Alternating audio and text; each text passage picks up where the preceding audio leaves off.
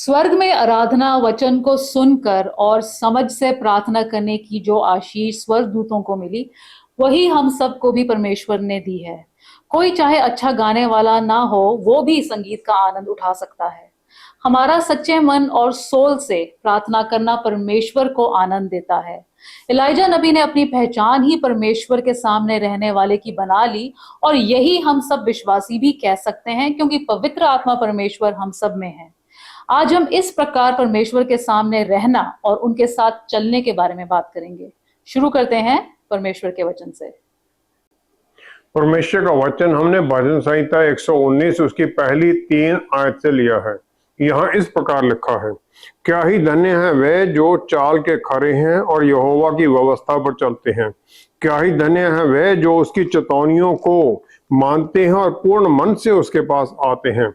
फिर वे कुटिलता का काम नहीं करते, वे उसके मार्गों में चलते हैं। परमेश्वर के वचन को पढ़े और सुने जाने से आशीष हो। आमीन। परमेश्वर की प्रेजेंस में या उनके साथ रहने का सही अर्थ क्या है? पहला राजा 17 अध्याय पहली ही आयत में हम देखते हैं, इजराइल का जो राजा है अहाब, वो सबसे बुरा राजा माना गया इजराइल का उसके कामों के कारण। और उससे एलिया नबी अपने आप को उसको इंट्रोड्यूस करता है। एलिया टिशबे का है जो गिलियाद में है, कोई अननोन जगह है, उसके बारे में कोई खास जानते नहीं है लोग। फिर वो कह देता है कि 3 साल के लिए ना वर्षा होगी ना ओस पड़ेगी। और वो अथॉरिटी किसमें कहता है? वो अथॉरिटी में कहता है इजराइल का परमेश्वर यहोवा जिसके सम्मुख मैं उपस्थिति में रहता हूं, बिफोर होम आई स्टैंड। ये जो एक बात है वो एलिया नबी के परमेश्वर के साथ नजदीकी रिश्ते के बारे में कहती है, जो कि उनकी बातों को सुन सकता है और समझ सकता है और उनकी आज्ञाकारिता में चल सकता है। जो उसकी आत्मिक बल है वो विश्वास में है, जो कि इतना मजबूत है कि वो कैरिथ का जो झरना है वहां चला जाता है, जहां पर के रेवन जिन्हें कौवे हैं वो उसे भोजन खिलाते हैं। कौवा एक अनक्लीन बर्ड माना जाता है। और जो इब्रानी भाषा का शब्द कैरिथ है उसका मतलब है अलहदा किया जाना या कट ऑफ, दूसरों से अलग हो जाना। और परमेश्वर की आज्ञाकारिता में एलिया नबी इसी प्रकार सब लोगों से कट गया, दूर रहा, कैरिथ में अलग रहा पहले। और फिर उसे जो 3 साल का जो ये टोटल पीरियड था जिसमें बारिश नहीं हुई, अकाल पड़ गया, पहले कैरिथ में रहता है, उसके बाद जारेफत चला जाता है, जहां पर एक इजरायली नहीं है, जो जेंटाइल औरत है, विडो है, वो उसे खाना खिलाती। अगेन फॉरबिडन है वो। पहले कौवा फॉरबिडन है, फिर ये नॉन जेंटाइल जो नॉन ज्यू है उससे भी सहायता लेना फॉरबिडन है। और वो सब कुछ पाता है क्योंकि परमेश्वर ने उसे ये आज्ञा दी है। एलिया नबी में ऐसे कौन से गुण थे कि वो इस प्रकार की अद्भुत आत्मिक शक्ति को क्लेम कर सके? पहला तो ये था कि उन्हें संपूर्ण रूप से एब्सोल्यूट विश्वास था परमेश्वर के अंदर। और उस विश्वास में अहाब और उसकी पत्नी क्वीन जजेबेल, जो कि इजराइल के सबसे बुरे राजा और रानी माने गए थे, उन्हें चैलेंज कर देता है और उन प्रॉफिट्स को चैलेंज कर देता है जो कि बाल की आराधना करते थे। नीति वचन 29 की 25 आयत में क्लियर वार्निंग दी गई है, मनुष्य का भय खाना फंदा हो जाता है, परंतु जो यहोवा पर भरोसा रखता है उसका स्थान ऊंचा किया जाएगा। जो यहोवा पर भरोसा रखता है उसका स्थान ऊंचा किया जाएगा। पहला राजा 19 दूसरी तीसरी आयत में एलिया परफेक्ट नहीं था, हम लोगों की तरह ही था, सिर्फ उसका विश्वास हमसे ज्यादा था। और जब रानी जेजेबेल ने उसे, जब उसने वो 450 जो बाल के प्रॉफिट थे, जब उनका वध हुआ, इजरायलियों ने उन्हें मार दिया, तो उसने धमकी दे दी एलिया नबी को कि जिस प्रकार तूने इन प्रॉफिट्स को मारा है इसी प्रकार तुम्हारा भी वध किया जाएगा। एलिया वहां से भागकर यहूदा के राज्य में चला गया ताकि बच सके।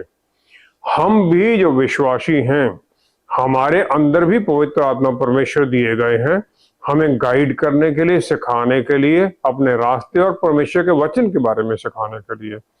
परमेश्वर के आत्मा हमें बल, प्यार और आत्म संयम से भरते हैं, डर से नहीं भरते हैं। जब किसी का भी ध्यान पूरी तरह से संसारिक चीजों पर होता है तो फिर डर अपने आप ही एक शक्ति बनकर हमें कंट्रोल करने लग जाता है, हमारे जीवन को उसके अनुसार फिर ढालने लग जाता है। दूसरा, एलिया को एक्सेप्ट किया गया था और परमेश्वर उसे सपोर्ट भी करते थे। परमेश्वर ने उसे एक्सेप्ट किया, उसे सपोर्ट किया, और फिर वो ये क्लेम कर सका कि मैं परमेश्वर की उस स्वर्गीय हजूरी में रहता हूं। एलिया नबी ने संपूर्ण रूप से अपने आप को परमेश्वर को समर्पित कर दिया था और पूरी तरह से उनकी आज्ञा मानते थे, कोई हेजिटेशन नहीं। और उनकी जो आज्ञाकारिता थी वो नॉर्मल जो रिचुअल करते हैं उससे कहीं ज्यादा थी। रिचुअल जो कि यहूदी लोग उस समय करते थे, जो क्लीन और अनक्लीन चीजें थी, जो पवित्र और अपवित्र थी। और उसने कभी भी परमेश्वर की जो इंस्ट्रक्शंस थी जो उसे मिली उसमें कभी शक नहीं किया। रोमियो के पुस्तक 12 अध्याय उसकी दूसरी आयत में, रोमियो के पुस्तक 12 अध्याय उसकी दूसरी आयत में पौलुस रसूल कहते हैं, इस संसार के सदृश ना बनो, परंतु तुम्हारे मन के नए हो जाने से तुम्हारा चाल चलन भी बदलता जाए, जिससे तुम परमेश्वर की भली और भावती और सिद्ध इच्छा अनुभव से मालूम करते रहो। That you may know and fulfill the perfect will of God. हम परमेश्वर के साथ चलने के लायक हो ही नहीं सकते, उनकी हजूरी में जा ही नहीं सकते हैं जब हमारे मन में शक है या उनके वचन के हम उनकी वचन के साथ हम उसमें नहीं चलना चाहते हैं, उनकी आज्ञा नहीं मानना चाहते हैं। होशे नबी की पुस्तक उसका 6 अध्याय 6 आयत में उस होशे नबी को परमेश्वर ने बताया कि परमेश्वर की अधीनगी में अपने सब रास्तों को सरेंडर करने का क्या मतलब है। परमेश्वर ने कहा कि मैं जो सैक्रिफाइस दी जाती, ऑफरिंग दी जाती, मैं उससे प्रसन्न नहीं होता हूं, लेकिन मैं प्रसन्न होता हूं कि परमेश्वर के ज्ञान को लोग जाने, उन्हें जाने और उनकी आज्ञाकारिता में चले। पौलुस रसूल ने अनगिनत लोगों के जीवनों को टच किया है, उस समय किया था और आज करते जा रहे हैं उनके वचन के द्वारा। पूरी दुनिया में उनकी जो सिखाया उसको लोग सीख रहे हैं। कुलूसियों की पत्री उसका 4 अध्याय 17वीं आयत में उन्होंने एक स्पेशल मैसेज भेजा एक ऐसे विश्वासी को जिसे उन्होंने तैयार किया था, आर्किपस जो कुलूस में था, उसे उन्होंने कहा, और आर्किपस से कहना कि जो सेवा प्रभु से तुझे सौंपी गई है उसे सावधानी के साथ पूरा करना, ध्यान से पूरा करना, कहीं बीच में भूल मत जाना, छोड़ मत देना कुछ भी। एलिया अब पूरी तरह इस प्रकार समर्पित रहता था और फिर उसे एक वर्लविंड, एक तूफान में परमेश्वर ने ऊपर उठा लिया स्वर्ग में। दूसरा राजा 2 अध्याय 11वीं आयत में। दूसरा तिमोथियस 4 अध्याय 6-7वीं आयत में पौलुस रसूल रोम की जो कैद है वहां से तिमोथियस को पत्र लिखते हैं, जिसे वो अपना आत्मिक पुत्र भी कहते हैं। उसे कहते हैं कि अब मैं अर्ध के समान उंडेला जाता हूं, मेरे कूच का समय आ पहुंचा है। उनको पता है कि उनका विवध होने वाला है। फिर वो कहते हैं, मैं अच्छी कुश्ती लड़ चुका हूं, मैंने अपनी दौड़ पूरी कर ली है, मैंने विश्वास की रखवाली की है, विश्वास की रखवाली की है, जो मुझे सिखाया गया मैं दूसरों को सिखाया है। एलिया परमेश्वर से आशीषित था क्योंकि वो उसे बगैर मृत्यु के उठा लिया गया। पौलुस रसूल आज भी मिलियंस ऑफ लोगों से बात करते हैं वचन के द्वारा, जो उन्होंने ये लिखे, जो हमारी बाइबल में लिखे गए हैं। और उन्होंने चर्चेस को स्थापित ही नहीं किया, लेकिन चर्च को स्थापित करने के बाद उन लोगों को गाइड करते रहे अपनी एब्सेंस में भी, पत्रियां चिट्ठियां लिखकर, संदेश भेजकर, हर तरह से उन्हें एनकरेज करते रहे। फिर वो ये कह सके पूरी तरह, 2 तिमोथी 4 अध्याय 8वीं आयत में, मैंने वो युद्ध पूरी कुश्ती लड़ ली, उन्होंने कहा।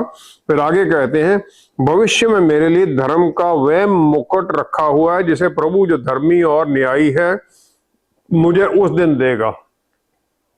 वो जो जज ऑफ हेवन है, स्वर्ग का जो जज है प्रभु यीशु, वो उसे वो मुकुट देंगे, वो उसे विश्वास है। तीसरा, एलिया फेथफुल था। परमेश्वर के फेथफुल, और परमेश्वर ने उसका ध्यान रखा, चाहे फिर वो अकाल में था, चाहे किसी दुख में था, चाहे किसी धमकी के सामना कर रहा था। परमेश्वर ने जो भी उसे कहा वो उसको पूरा किया। जो एलिया ने प्रार्थना की, परमेश्वर ने उसे भी पूरा किया। और लोग 450 नबी बाल के करते रहे प्रार्थना, कोई बारिश नहीं हुई।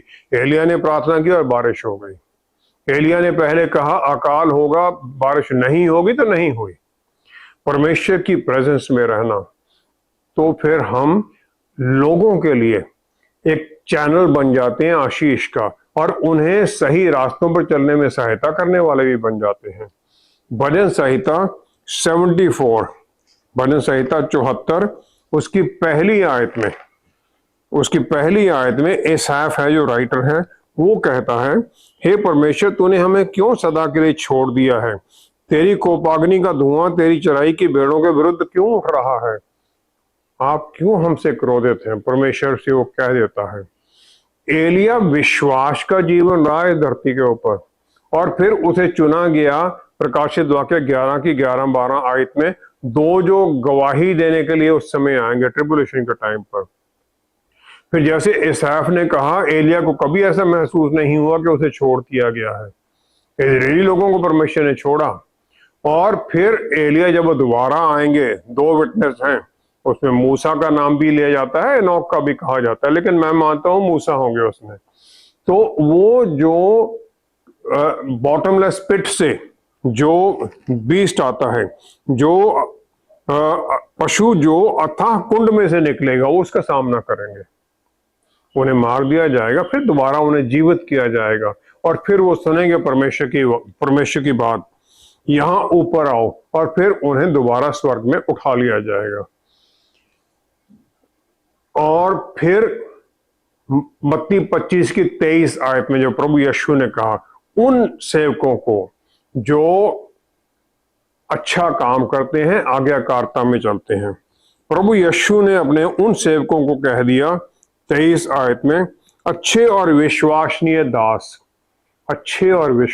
दास, तुमने अच्छा काम किया है, अब तुम अपने स्वामी के आनंद में सहभागी हो।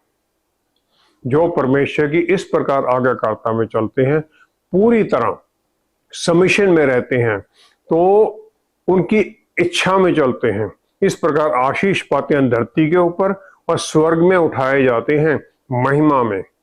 और फिर उन्हें ये परमेश्वर मानते हैं कि इन्होंने मेरे साथ मेरी आज्ञा के अनुसार काम किया है। फिर उन्हें वो मुकुट जिसे पौलुस रसूल कहते हैं, वो वहां मिलता है। धरती के ऊपर आशीषित होते हैं, और अनंत काल के लिए भी आशीषित रहते हैं। परमेश्वर की प्रेजेंस में चलने के लिए हमारे जीवन में हमारा चलन कैसा होना चाहिए? वचन में सबसे पहले किसी के बारे में अगर कहा गया है जो परमेश्वर के साथ चला, वो उत्पत्ति 5वां अध्याय 22 आयत में एनोक के बारे में है, कि वहां लिखा गया है, एनोक परमेश्वर के साथ चला, यहोवा के साथ चला, फिर वह लोप हो गया क्योंकि परमेश्वर ने उसे उठा लिया। He walked with God and he was not, for God took him. Enoch का जो परमेश्वर के साथ चलना है, ये 2 बारी लिखा गया है, ताकि उसकी जो डिवोशन है, आज्ञाकारिता है, उसके बारे में कहा जा सके। जो उसका जीवन है वो बहुत कम है, सिर्फ 360 साल का है, जबकि उसका पुत्र मेथुसेलह सबसे ज्यादा समय रहता है, 969 ईयर्स, 969 साल।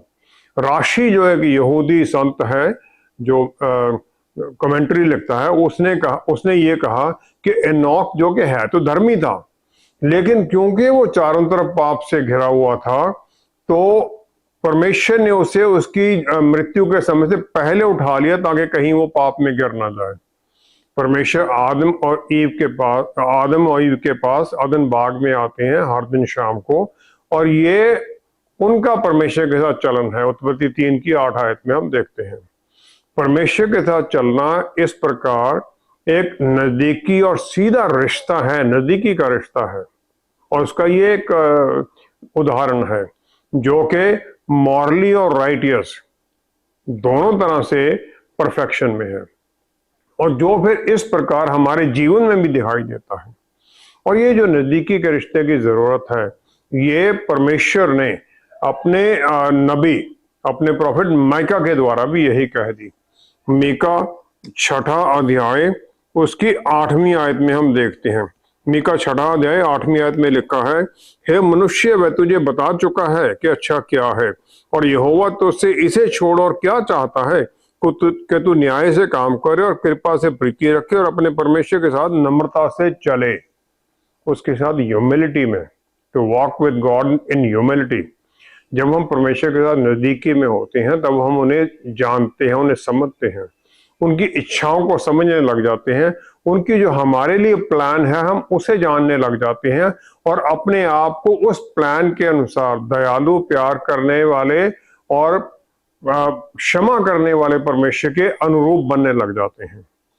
अगर किसी के हम रास्तों को उसके बारे में कुछ समझते ही नहीं है जिसका हम अनुसरण करना चाहते हैं, तो उनको हम कैसे अनुसरण करेंगे, कैसे उनके साथ चलेंगे या उनके रास्तों पर कैसे चलेंगे? किसी भी विश्वासी के लिए या जो चाहे वो कांग्रीगेशन का लीडर है या नहीं है, सबके लिए बेसिक जरूरत है कि परमेश्वर के साथ नजदीकी में रिश्ते में चले। परमेश्वर ने यही रिक्वायरमेंट जो प्रीस्ट हैं, जो याजक हैं, उनके लिए भी कह दी। ये उन्होंने कहा मलाकी की पुस्तक उसका 2 अध्याय उसकी 6 आयत में, उन्होंने कहा कि याजक वह भय मानता रहे और उसने मेरा भय मान भी लिया और मेरे नाम से अत्यंत भय खाता था। उसको मेरी सच्ची व्यवस्था कंठस्थ थी और उसके मुंह से कटिल बात ना निकलती थी। ये उसने ये कह दिया। और पहली आयत में कहा, हे याजकों सुनो और मन लगाकर मेरे नाम का आदर करो। ये याजकों के लिए उन्होंने लिस्ट किया था सब कुछ, ताकि जो परमेश्वर के वचन की सच्चाई है उनके मुंह में रहे और जो उनका न्याय है उसके बारे में चले, अन्याय की बातें ना करें। जो इसका मकसद था और जो ये रिजल्ट है वो है कि परमेश्वर के साथ शांति में चलना। ये उस याजक का एक काम है। पहला पत्रस 2 अध्याय उसकी 9वीं आयत में, पहला पत्रस 2 अध्याय 9वीं आयत में एक विश्वासी को पत्रस रसूल डिफाइन कर देते हैं। वो कहते हैं, तुम एक चुना हुआ वंश और राजपदधारी याजकों का समाज और पवित्र लोग और परमेश्वर की निज प्रजा हो, इसलिए कि जिसने तुम्हें अंधकार में से अपनी अद्भुत ज्योति में बुलाया है उसके गुण प्रकट करो। जैसे वो मलाकी में याजक को बताया गया था, वही पत्रस रसूल हर विश्वासी के बारे में कह देते हैं। जो एसेंशियल क्वालिटी एलिया नबी में थी, एक नबी में होनी चाहिए और होती हैं, तो एक विश्वासी में भी, उसके जीवन में भी यही सब जो गुण हैं वो दिखाई देने चाहिए। वो पवित्र और धर्मी जीवन जिए, दूसरों के लिए मध्यस्थता करे परमेश्वर के सामने और उन्हें पाप के अंधेरे से निकालकर, बुराई के रास्तों से निकालकर परमेश्वर के पवित्र रोशनी और धर्मी रास्तों पर चलने में सहायता करे। परमेश्वर के साथ चलना उनके सामने चलने के बारे में है। सामने चलना है कि उनकी क्लोज स्क्रूटनी है और पूरा ध्यान देखते हैं, वो जहां जरूरत होती है करेक्ट करने के लिए फिर वो करेक्ट भी करते हैं। हमारा जीवन फिर इस प्रकार हो जाता है जैसे चंद्रमा है, जिसमें अपनी कोई रोशनी नहीं है, लेकिन वो सूर्य की रोशनी को रिफ्लेक्ट करता है और जो उसकी, लेकिन उसमें फिर भी गुण हैं, उसमें कुछ ऐसा नहीं है, रोशनी नहीं है, लेकिन जो उसकी परिस्थिति, जो उसकी वो साइज कम होता जाता है, धरती के ऊपर से दिखता है, उसके साथ फिर वो समुद्र में जो लहरें हैं उनका वेग बढ़ाता रहता है या कम करता है।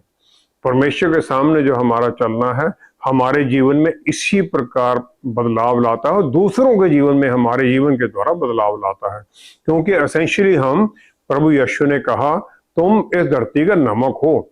नमक प्रिजर्व करता है और फिर उन्होंने कहा तुम इस दुनिया की रोशनी हो, और फिर हमें उस अंधेरे से दूसरों को निकलने में सहायता करना है, और जो अंधेरा उनके अंदर में भी है और जो उनके बाहर घेरे हुए हैं वो सबसे उनके निकलने में सहायता करना है। जो ये हमारा नजदीकी का रिश्ता है फिर हमें भी सहायता करता है कि हम भी जो हमारे जीवन में जो ट्रिबुलेशन या किसी तरह की ये स्टॉर्म्स आती हैं, परेशानियां आती हैं, उसका हम सामना करते हुए भी एलिया नबी की तरह, जैसे उन्होंने पहला राजा 19 की 12-13 आयत में और परमेश्वर की मध्यम स्टिल स्मॉल वॉइस को सुन लिया, फिर हम भी उसी प्रकार सुनने लग जाएं, ताकि हम भी एलिया नबी की तरह आज्ञाकारिता में चलने लग जाते हैं। हमें आशीष मिली है कि हमारे अंदर पवित्र आत्मा परमेश्वर है, जो हमें उनकी सिखलाई में, इंटरसेसरी प्रेयर्स में और पूरा बल देती हैं और आत्म संयम में चलने में सहायता करते हैं। तो उस परिस्थिति में जब हम अपनी 5 सेंसेस से कंट्रोल में नहीं रहते हैं, जो परिस्थितियां उसके कंट्रोल में नहीं रहते हैं, बल्कि हम परमेश्वर की प्रेजेंस को हर पल मानते हैं। दूसरा शमूएल उसका 6ठा अध्याय उसकी 11वीं आयत में जो परमेश्वर की प्रेजेंस का असर है वो हम देखते हैं। यहां लिखा है, यहोवा का वाचा का संदूक गतवासी ओबेद एदोम के घर में 3 महीने रहा और यहोवा ने ओबेद एदोम और उसके समस्त घराने को आशीष दी। He was blessed with the presence of the ark of the covenant of the Lord। जबकि फिलिस्तीनी आर्क को ले गए थे, जब वापस उसे लाया जा रहा था। परमेश्वर की प्रेजेंस में जो कोई है तो वो फिर आशीषित है और उनकी प्रेजेंस में चलना अद्भुत तरीके की आशीषें और फेवर्स लेके आता है हमारे लिए और दूसरों के लिए भी, जिसके लिए हम प्रार्थना करते हैं। भजन संहिता 119 की 3री आयत जो हमने पढ़ा भी था, यहां लिखा है, और फिर वे कुटिलता का काम नहीं करते, वे उसके मार्गों में चलते हैं, वे उसकी आज्ञाकारिता में, उसके वचन में चलते हैं और फिर उसके द्वारा वो पाप के कामों से बचे रहते हैं, क्योंकि परमेश्वर उनके साथ हैं और वे उनके रास्तों पर चलते हैं। और ये जो चलन है ये कॉन्टिन्यूअस है, ये नहीं कि हमने आज किया और कल को छोड़ दिया। ये तो हर दिन, जिस दिन हम यहाँ पर हैं, चलते रहती हैं, क्योंकि धरती पर जो कुछ बनाया गया है, सूरज, चांद, धरती, सब कुछ, सितारे, सब कुछ चलते हैं। रुक जाना है तो फिर हम उसी जगह पर फंस गए हैं, उससे आगे नहीं बढ़ रहे हैं। अब्राहम को परमेश्वर ने आज्ञा दी कि अपने परिवार को छोड़कर उस स्थान पर चला जा जो मैं तुम्हें दिखाऊंगा। उत्पत्ति 12 की 1 आयत में परमेश्वर की आज्ञाकारिता में ये है कि ये नहीं कि हमें सारी प्लान्स पहले बताओ, सब कुछ बताओ तभी मैं चलूंगा। नहीं, ये विश्वास है उसके ऊपर कि उनके कंट्रोल में सब कुछ है।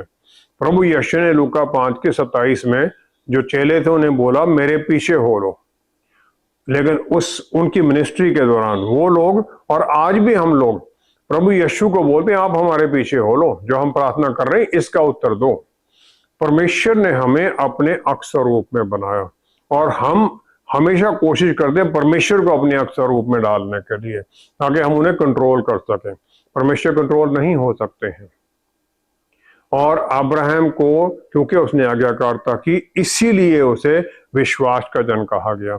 प्रेरितों की पुस्तक 9वां अध्याय 6ठा अध्याय 6ठी आयत और फिर 15वीं 16वीं आयत में सौल जो बाद में पौलुस रसूल बनता है, जब प्रभु यीशु उसे दमिश्क के रास्ते पर मिलते हैं तो वो कह देता है प्रभु आप मुझसे क्या चाहते हैं, मैं क्या करूं। उसने कभी भी ये सोचा नहीं था, क्योंकि वो यहूदियों को सजा देने के लिए, दंड देने के लिए वहां दमिश्क जा रहा था। उसने कभी सोचा भी नहीं था कि उसके बारे में फिर जो प्रभु यीशु ने अनानियास को कहा, अनानियास को प्रभु यीशु ने ये कह दिया कि ये मेरा चुना हुआ है जो अन्य जातियों और राजियों और इजरायलियों के सामने मेरा नाम प्रकट करने के लिए चुना पात्र है, और मैं उसे बताऊंगा कि मेरे नाम के लिए उसे कैसा कैसा दुख उठाना पड़ेगा। और वो सब कुछ उसने उठाया और पूरी तरह से, किसी भी तरह से उसने कोई हेजिटेशन नहीं की कि प्रभु यीशु ने जो आज्ञा दी उससे पलट जाए। उसे मारा गया, पत्थर मारे गए, भूख प्यास हर तरह की तकलीफों में रहा वो। यहूदी लोग, दूसरे लोग, विश्वासी लोग, सबने उसका अपोजिशन किया, लेकिन फिर भी वो परमेश्वर के साथ चलता रहा और उसके जीवन के द्वारा अनगिनत लोग आशीष पा रहे हैं। जब हम इस प्रकार चलने लग जाते हैं तो हम भी दूसरों के लिए आशीष का कारण बनने लग जाते हैं। परमेश्वर के साथ चलने का एक सबसे सही उदाहरण क्या हो सकता है ताकि हम भी उसी तरह चल सकें? पतरस और यूहन्ना रसूल परमेश्वर के भवन में गए और एक जो जन्म से लंगड़ा था उसे उन्होंने प्रभु यीशु के नाम में उनके अधिकार में चंगाई दे दी। फिर उन्होंने वही उनका वचन मंदिर में सुना दिया। प्रेरितों की पुस्तक 4 अध्याय 2 आयत में फिर उन्हें जो याजक थे और जो इजरायली लीडर थे उन्हें बंदी गृह में डाल दिया कि ये वचन ना सुनाओ। अगले दिन जब उन्हें बुलाया गया, वही पतरस जिसने 3 बार प्रभु यीशु का इनकार कर दिया था, उसी ने ही एनास, हाई प्रीस्ट जो था, काइफास और यहूदी रूलर सबको कह दिया कि ये तुम ही देखो कि तुम्हारी नजर में परमेश्वर को सुनना सही है या कि तुम्हारी बातों को सुनना सही है। और फिर 23 आयत में जब उन्हें ताकीद के बाद छोड़ दिया गया तो अपने लोगों के पास चले गए जो उनके साथी थे, उन्हें सब कुछ बता दिया जो चीफ प्रीस्ट ने उन्हें सबने कहा था। और उसके बाद में वो सब लोगों ने, यहाँ लिखा है, उन्होंने एक चित्त होकर ऊंचे शब्द से परमेश्वर से कहा, प्रार्थना की।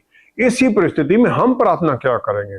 प्रभु मुझे बचा, कहीं और ले जा, कहीं जहां ऐसे कष्ट ना हो वहां ले जाओ, सुरक्षा दो। उन्होंने क्या कहा? उन्होंने कहा, हे स्वामी तो वही है जिसने स्वर्ग और पृथ्वी और समुद्र और जो कुछ उसमें है बनाया। पहले उसकी उन्होंने बताया कि आप कौन हैं, आप तो स्वर्ग सब कुछ बनाने वाले हैं। और फिर वो आगे कहते हैं, सचमुच तेरे सेवक यीशु के विरोध में जिसका तूने अभिषेक किया, हेरोदेस और पोंटियस पायलट भी अन्य जातियों और इजरायलियों के साथ इस नगर में इकट्ठे हुए। फिर उन्होंने कहा कि प्रभु यीशु के साथ किया हुआ। लेकिन जो उनकी प्रार्थना है यहाँ आके फिर बदल जाती है। वो कहते हैं, हे परमेश्वर, अब हे प्रभु उनकी धमकियों को देख और अपने दासों को ये वरदान दे कि तेरा वचन बड़े ही है आपसे सुनाएं।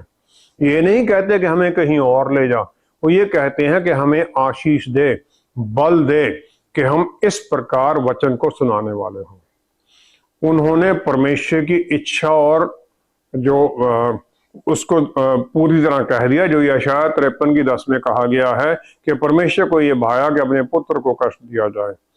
और फिर उन्होंने ये भी कह दिया कि परमेश्वर आपके अलावा इस दुनिया में कोई भी ऐसा शक्तिशाली नहीं है और हम आप ही का हाथ ढूंढते हैं।